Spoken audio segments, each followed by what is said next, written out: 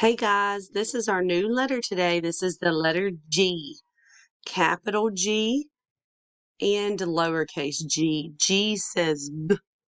Miss Hendry's going to tell you our special story about our letter G. Miss Hendry was walking out to the pasture and she was going to check on the goats.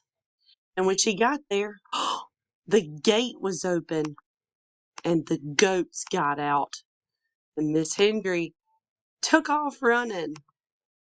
Ah! And the goats went after her. And then the goats got very thirsty, and so they came back, and they started drinking up their water. G, g, g, g, because G says g, g, g. So drink up that water like a goat. G, g, g. Miss Hendry said, "Phew, what a day." G is for gumballs, g, goat, g, game, and goal. To write our letter G, you make your C stroke with a push across. You make a ball with a monkey tail, C stroke with a push across, a ball with a monkey tail. Bye, friends. Remember, G says g, g, g.